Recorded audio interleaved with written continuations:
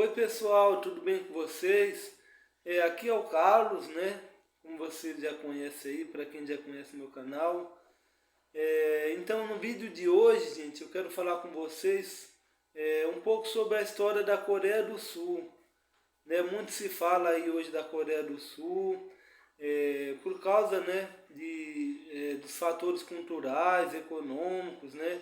Também da educação, que é uma das melhores do mundo.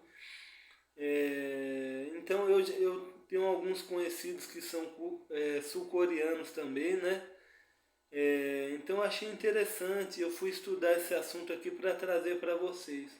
Eu confesso que não foi fácil, né, gente? Eu tive uma luta terrível aí para conseguir estudar. Uma democracia, né, que teve muitos, como fala, muitos revoltas, né, muitos golpes, né? Então teve muitos momentos, né, históricos aí para estudar. Então vou fazer um esforço aqui para não demorar muito, né, gente? Para não tomar muito tempo de vocês e tentar pegar os pontos mais legais aí, mais importantes para poder entender melhor, né? Vou pedir desculpa, né, por essa, às vezes eu dou umas engolidas e tudo aqui, né? Porque ainda estou me lidando, aprendendo a lidar, né, com essas coisas, ainda fico um pouco nervoso, mas a gente vai tentando fazer o melhor, né, pessoal?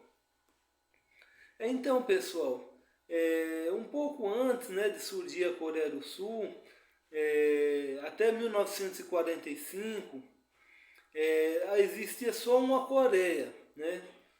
Então, depois dos problemas da Segunda Guerra Mundial, a União Soviética, né, que era o composto pela Rússia e alguns países do leste europeu, que hoje é do leste europeu, tiveram ali um embate, né, com os Estados Unidos, porque o Japão saiu como grande derrotado ali na Ásia, né, e o Japão já vinha muitos anos invadindo, né, a Coreia, inclusive teve muitos mortos, né. Então, depois da Segunda Guerra, o Japão perdeu o protagonismo ali na Coreia. E o que acontece? A União Soviética, né, que estava ali, que no primeiro momento foi aliado dos Estados Unidos, né, na guerra contra a Alemanha, no grupo que se chama Eixo, né? E depois da Segunda Guerra, começou a ter um embate ali de poder com os Estados Unidos. E o que acontece? A União Soviética invadiu o norte ali da península coreana, né? Porque ele foi ter umas guerras ali, né?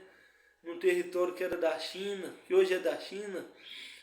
Então ele aproveitou para invadir aquele parte do norte, né, da Coreia, em 1945.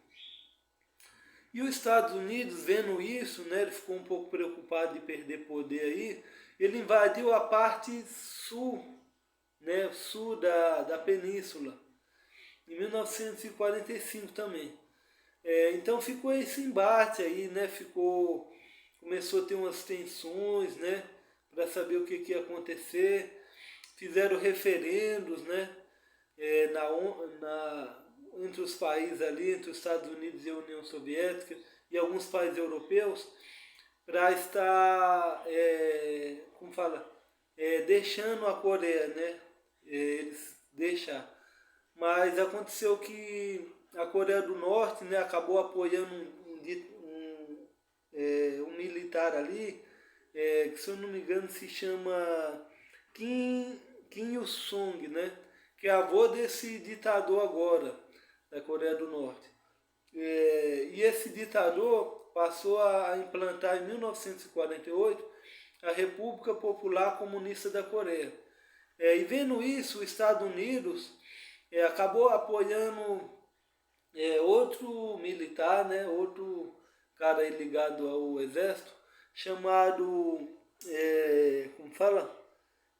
Syngman Rhee, que se tornou o primeiro presidente da Coreia do Sul, em 1948. Então daí começa a ser trilhado a história política, né, social, econômica da Coreia do Sul.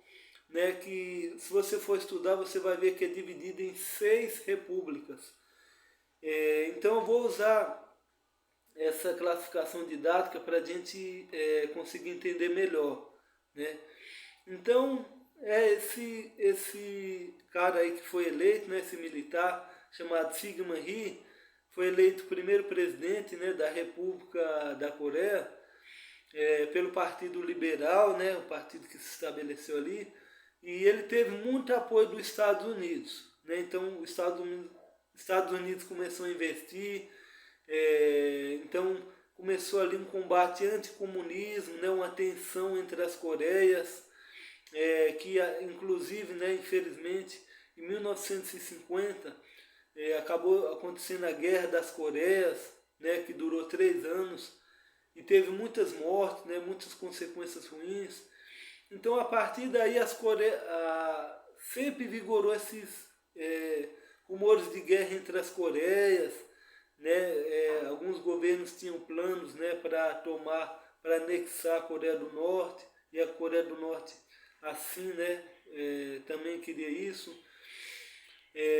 Mas foi assim, a Coreia do Sul foi se desenvolvendo, e esse governo do Syngman Rhee, que foi de 1948 a 1960, foi um governo autoritário, né? Então reprimiu, né, movimentos populares, de esquerdas principalmente, né, de ativismo por direitos humanos, luta anticomunista, né?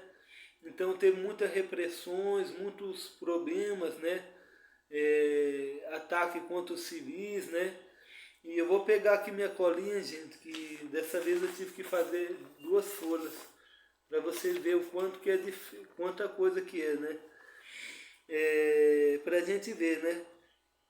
E diante de todo esse autoritarismo, teve uma revolução estudantil que se chamou Revolução de Abril, que aconteceu em 1960. Né? Então, acabou derrubando aquele governo. Né? Foram estudantes universitários, trabalhadores, né? que estavam sendo muito prejudicados, né, pelo aquele governo. Então, a partir de 1960, passa a se chamar Segunda República, né? Porque o Partido Democrático passa a ter mais poder ali, né? Passa a fazer umas reformas na Constituição de 48, institui parlamentarismo, né? Então, presidencialismo com parlamentarismo, que existe até hoje na Coreia, só que o Partido Democrático acabou dando mais poder ao parlamento do que ao presidente. Então o presidente começou a ter menos poderes, né? Como acontece em alguns países, né? Como a Alemanha, como Portugal, né? Onde o primeiro-ministro, que é escolhido pelo parlamento, acaba assumindo o poder de chefe de Estado, né? E o presidente tem menos poderes. Então, o primeiro presidente, né, dessa Segunda República foi o Im Bu-seon. Nossa, gente, eu não vou conseguir pronunciar isso em francês, né? Então, vou dizer para vocês como se escreve. Pelo menos eu vou tentar alguma coisa aqui, né, gente? E o primeiro-ministro se chamava Chang Myon, né? Então, nesse momento, aí teve muito crescimento de movimentos de esquerdas, movimentos populares, né? Então a ala militar ficou muito preocupada com isso, né? Porque desde o Syngman Rhee, essa cultura militar, né, de autoritarismo era muito forte na Coreia do Sul.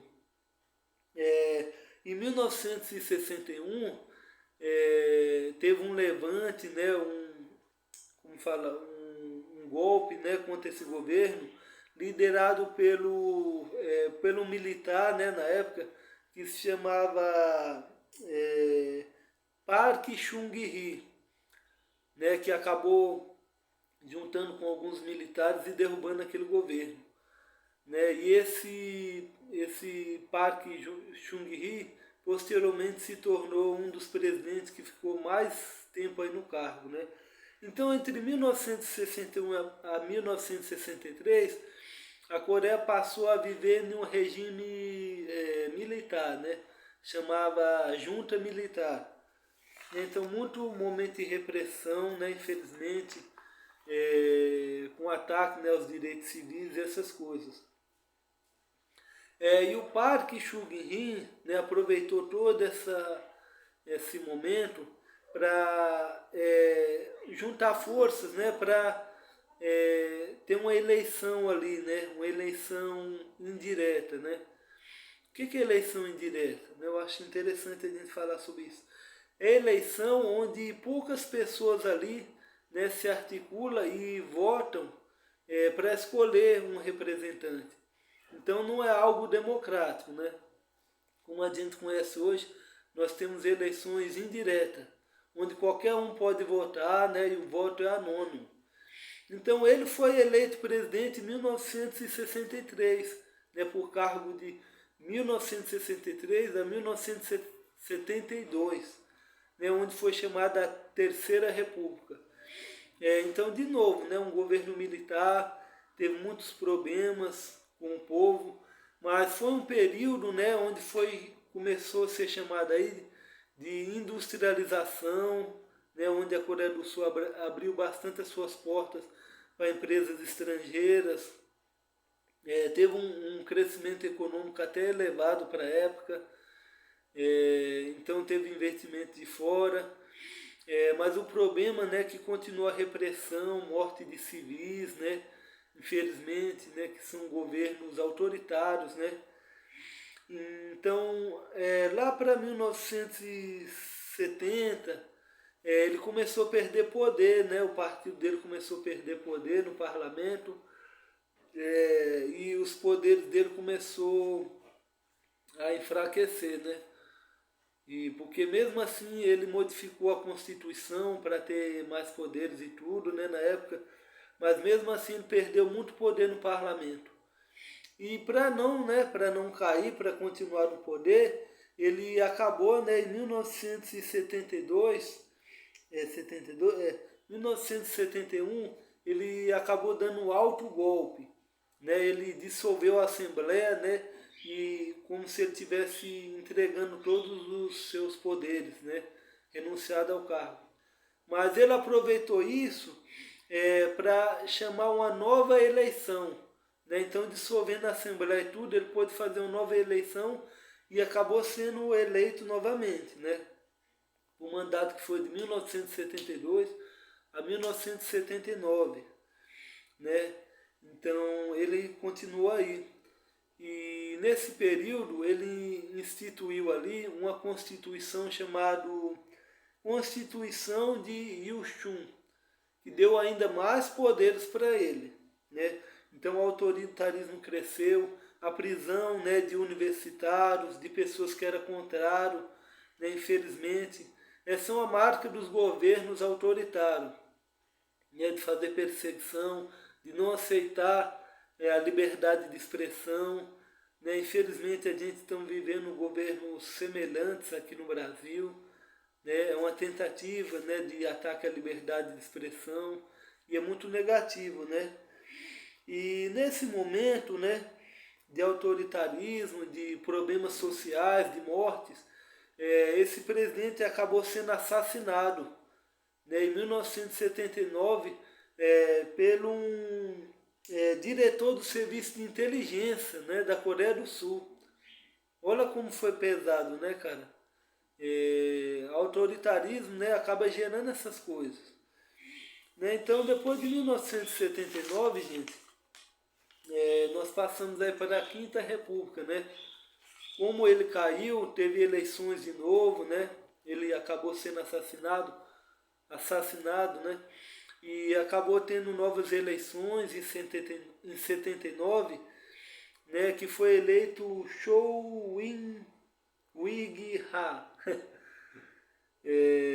Só que ele acabou tendo um golpe, né, alguns meses depois, e quem assumiu o cargo foi um cara chamado Chung Do-han, né, em 1979. E ele ficou bastante tempo nesse cargo, né? Ficou alguns anos, E foi um período aí de até 1987 ele ficou no cargo. Foi um período de muita repressão também, né? Foi uma eleição indireta, né? Em 1980 teve outra eleição que foi indireta para manter ele no cargo. Como que fala? Deixa eu ver o que eu posso falar. Protesto, né, de estudantes e tudo. Então que foi muito pesado, né? Teve um acontecimento que marcou a história da Coreia, né, em 1980, que foi chamado de Massacre de Jeonji, onde muitos estudantes foram mortos, né, na capital da Coreia do Sul, que se chama Seul. Muitos estudantes foram mortos, né, foram assassinados pelo governo da época, né? Então essa situação começou a ficar insustentável, né? E como que fala? Teve os movimentos, né, mais para frente chamado Movimentos da Democracia de Junho, que aconteceu em 1987, que acabou derrubando, né, esse governo. Então, a partir de 1987, aí a gente tem a Sexta República, né, que é a República, que é o sistema político que vigora até hoje. Então, daí para cá teve muitas mudanças, né, teve uma abertura maior dos meios de comunicação, da liberdade de expressão, investimentos, né, em tecnologia, inovação, educação, né? Não é à toa que hoje a Coreia do Sul tem um dos melhores sistemas de educação pública do mundo, né, um dos países mais tecnológicos. Foi nesses períodos, né, que começou a ser criado grandes empresas, né, familiares. Deixa eu ver o nome dessas empresas. Nossa, gente, será que eu perdi aqui? Meu Deus do céu. De empresas grandes, conglomerados, né, de empresas familiares, de mídia, né, de educação. Então a Coreia do Sul teve um salto muito grande da qualidade de vida, né, a partir dessa última renovação da Constituição. Então, para a gente continuar aqui, gente, para você ver, em 1988, a Coreia do Norte teve as Olimpíadas, né, olímpicas. Então a imagem da Coreia começou a ficar mais bonita, né, no cenário exterior, vieram mais investimentos, né? Então o estreitamento com a Coreia começou a aumentar, né, essas tensões diminuíram. Então, como eu tinha dito da Guerra da Coreia, que foi até 1953, e até então elas nunca tinham assinado um tratado de paz, né? Até hoje não tem. Foi assinado só um armistício ali de paz. Então, a partir de 1987, os laços entre as Coreias foi aumentando, né? Mesmo que até hoje ainda existem tensões, foi aumentando. Então, pessoas da Coreia do Norte conseguiram ver algumas pessoas da Coreia do Sul, e outros tratados foram criados, né? Em 1996, né, no governo de Kim Il-sung, né, a Coreia do Sul passou a integrar o CDE, né, que é a Organização para a Cooperação e Desenvolvimento Econômico, né, onde o Brasil está querendo entrar aí. Teve alguns desastres, né, alguns problemas, que teve muitas mortes, né, onde foi repercutido. E também nesse período a Coreia do Sul sofreu, né, foi um dos países que mais sofreu com a crise, né, da Ásia, que começou com a Tailândia, né, com a desvalorização da moeda da Tailândia, que ficou conhecida aí como